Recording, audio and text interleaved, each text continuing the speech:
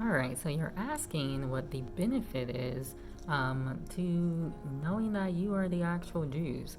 Well, first off, these people have been ruling for a while. They are the people that control all the banks. They are the people that control the schools. They are the people that control the medical system, etc. Is anyone healing from these things?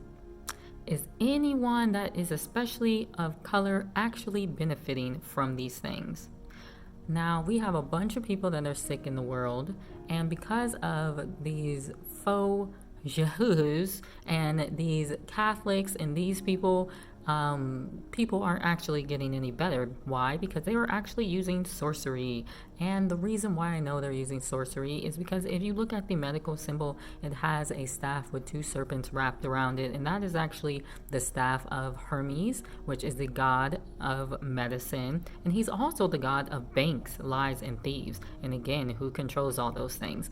So, the reason why this is important is because if you've ever seen the movie Lion King, Simba had killed his father. Let's think about this metaphorically as well. Because Simba killed his father, he was so ashamed that he ran away from the Pride Land into, paradise, and he took up this lifestyle called Hakuna Matata. Now, I am over in Tanzania, or at least close to it right now, and one of the emblems that they use is the lion, and they're always saying Hakuna Matata. Now, these people definitely take up that lifestyle, and because of that, their country, I believe, is actually suffering on some kind of level. Not necessarily just because of that, because there's a lot of like government corruption and that kind of stuff in all the African countries, is what it seems like, but because of this attitude of live and let live and let's just relax and do nothing, it's hard to actually clean up around town. So Simba, because he had left, he had grown up, he decided to forsake basically his role as king. Scar, his uncle, had took over and had made the Pride Lands a whole mess. He was selfish. He was eating all the food. He was having the women do everything. Does that not sound like what's going on in a lot of places in the US, and especially with black women and black men? And this is no offense to you if you are a black man, but it seems like a lot of the pressure is being put on the women to the point where the dads are leaving the children and the moms and the aunts and the grandmas have to raise the children. Now, when you have a family like that is broken down to that level, it's not a good thing. The family unit is a very important thing, and when people start to forsake that, then that's when people have struggles in their life. And I would know because I was born of a single mother. So, daddy hasn't been around for about, I think the last time I saw him was maybe 15, 14 years ago or something like that. It's been a long time. So, think of the things that could have been, handled if dad was around, in marriage with mom. Could have sent me through college and raised me so I didn't have this retardedness towards men where I didn't understand how they were crazy in the way that they're crazy. Not all of them, some of them are, and then they'll call you crazy. And so we're struggling, and with the young black men, no dad, no discipline, these kinds of things. So anyway, I'm going off on a tangent. So the women were fending for themselves, and women are weaker. They are the weaker vessel according to the Bible, and I agree with it just looking at women through my everyday. So the men, they end up taking up the likeness of women, and they end up leaning on the women more than what they should. So Scar was leaning on these women to go find him food like the lazy bastard that he was. And so all the Pride Land was suffering, even the animals outside of the lions. So what ended up happening, Simba's kicking it, and then Nala comes because she went to go find some food because there's no food in the Pride Lands anymore. So she comes across Simba, after they have a little fight, and not kind of little tiff. They had a little tiff.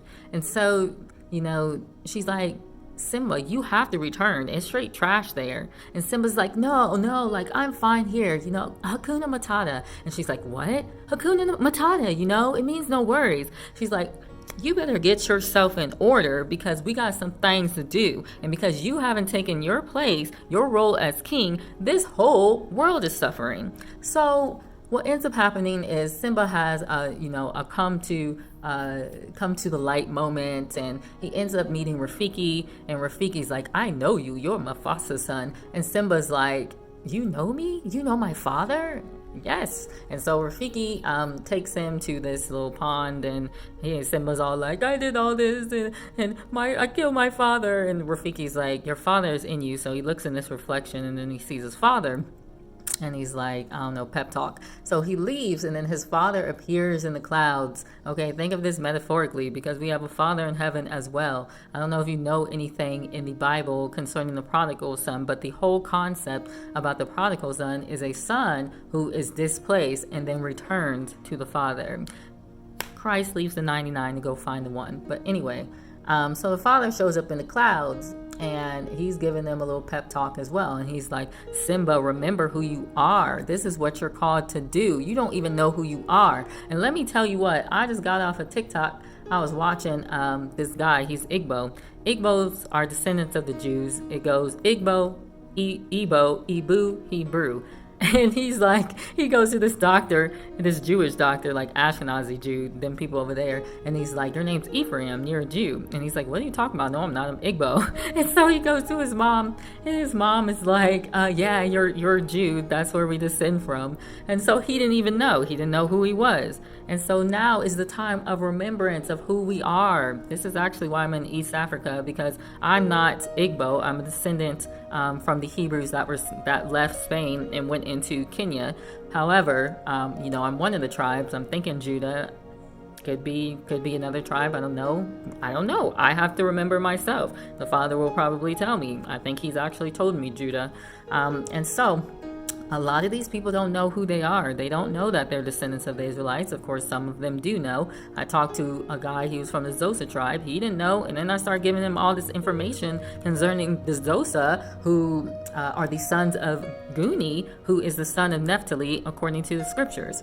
So back to the story about the Lion King. So Mufasa tells him to remember and return to his place. And so he's like, I gotta return to my place. And so he goes to the Pride Lands, puts Scar to sleep, put him in a chokehold, and then he takes his place as king in the Pride Land. The sun is shining, the grass is green again, everything's okie dokie. So this is exactly why we, as the actual descendants of the Hebrews, need to take our place in the circle of life as the kings. If you're Judah, that is, because Judah is the line of kings. And then you have all the other guys as well that have their own place too. But the fact of the matter is, the reason why the world is the way that it is because those people over there who are actually the descendants of Esau, and I have all the DNA evidence to prove that they are the descendants of Esau, and even extra biblical books say that they are the descendants of Esau. And historical documentation, tons of it. And so the whole thing with Esau is he was upset because Jacob had inherited his birthright because he didn't want it. He sold his birthright for a bowl of lentils. So this curse and this hatred is passed down from lineage to lineage because, whatever gets in your system becomes a part of you, and then it's passed down to your children. That is why we carry the seed of the Most High. We carry the seed of the Son, Yeshua. This is passed down through lineage. But the Father never forgets his people. However, those people know who we are. And so the whole thing Esau ever wanted to do was blot out Jacob's name for taking his birthright. And so they have taken the identity of us and have used it for their own benefit and to oppress us. Because once we step up, this whole thing is going to fall down, just like with Simba and with Scar.